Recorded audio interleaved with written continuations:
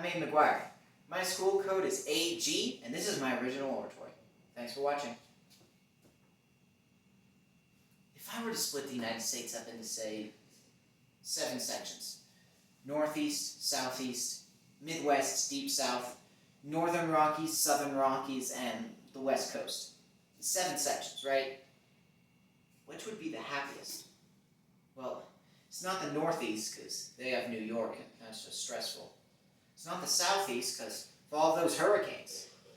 And Florida, but mostly the hurricanes. It's not the Midwest, because I got a secret for you. There's nothing there. It's not the Deep South, because, well, partner, Texas is just too big. It's not the Northern Rockies, because it's too cold. And the Southern Rockies are too hot. And on the West Coast, it's too humid to keep your hair looking nice. So, where is it? See, what I found is that it doesn't surprise people when I can't point out the happiest part of the United States on a map. It doesn't surprise people when I tell them that according to the Gallup 2019 World Happiness Report, the United States is the 3rd most oppressed nation on earth. It doesn't surprise you when I tell you that according to the World Health Organization, 264 million people worldwide suffer from depression.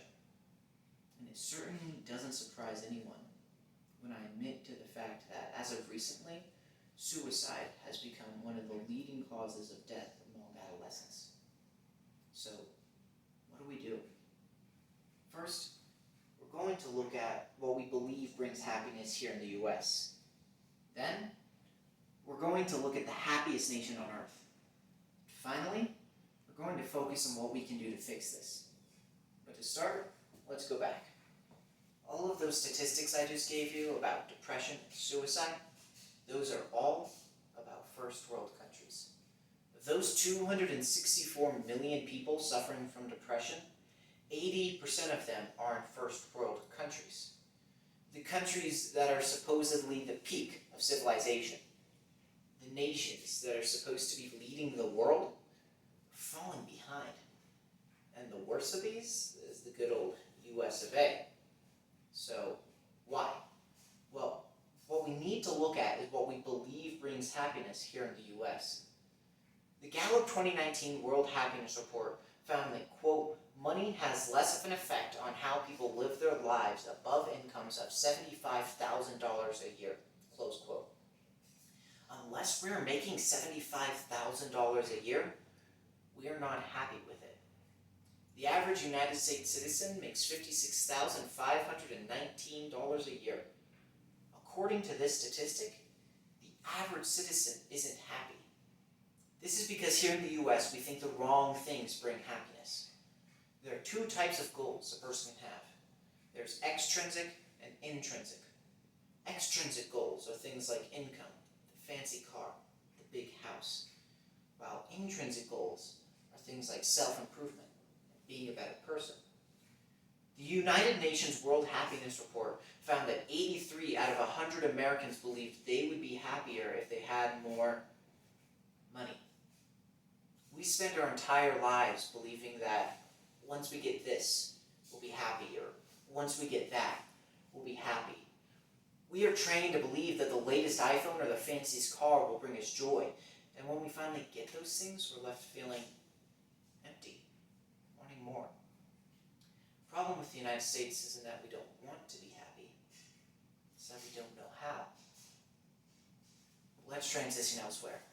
Let's look at the happiest nation on earth. Now, you might think it's Luxembourg with their thriving economy.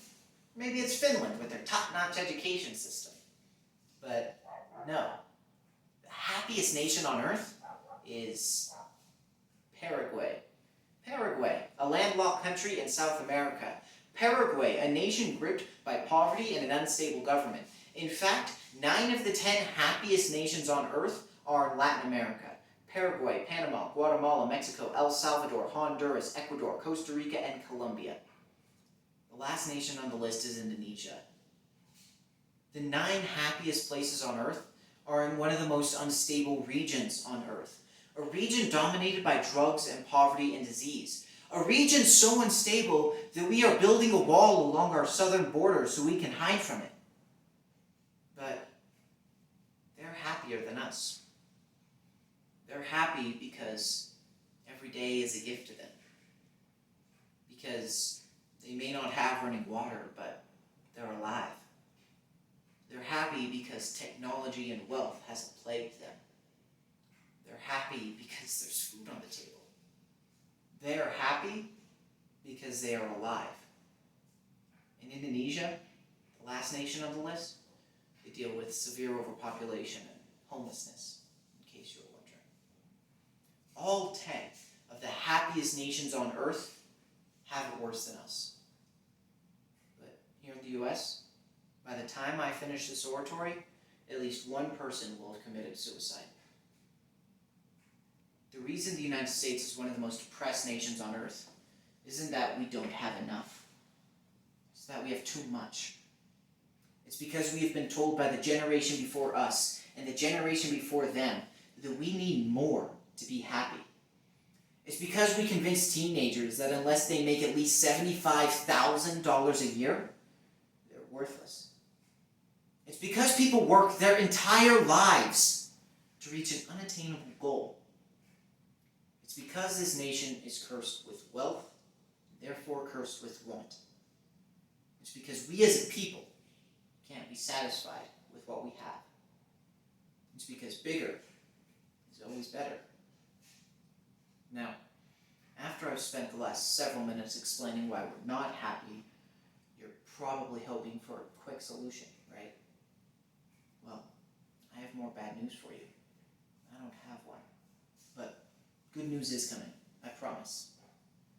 See, Harvard University did a study on several individuals for over 75 years, found what made them the happiest in their lifetime. Now, some factors are out of our control.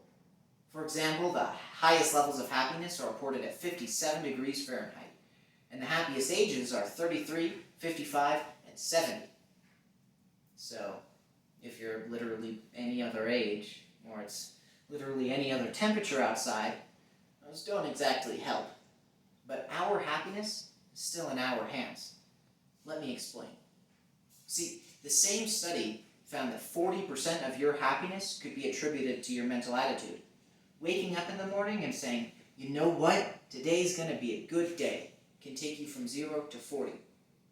Next, they found that physical activity of some kind, whether it's running marathons or walking your dog around the block, something that gets you up and out of the house and away from technology, gives you another 20%. A hobby that you're passionate about, whether it's playing guitar, learning ballroom dancing, or maybe even soap carving. Having something you love to do and then doing it is another 20%. And finally, having someone that you care about, whether it's a best friend, loved one, or a cardboard cutout of Brad Pitt, having someone that you trust and can confide in is another 10%. Instead of focusing on material objects, focusing on healthy habits and personal connections can take you from 0 to 90 like that. Of course, a percentage doesn't adequately portray what happiness is, does it? And unfortunately for me, no statistic truly can. It's up to us to decide what happiness means. For you, maybe it's family, maybe it's friends, maybe it's love. Maybe it's moonlighting as a freelance DJ named Lil Big Mac, if that's your thing. Finding what you love to do, and then doing it. Now, if you can sit down at the end of the day, look at your life, and say that you are genuinely satisfied, then you can ignore me. We'll call it the ramblings of a madman. But if you're not happy, if you have spent your entire life working for the wrong reasons, then make the change while you still can. Now, you're probably wondering, what really is the happiest part of the United States? Well, that's not up to me to decide. It's up to you. Why can't it be here? Thank you.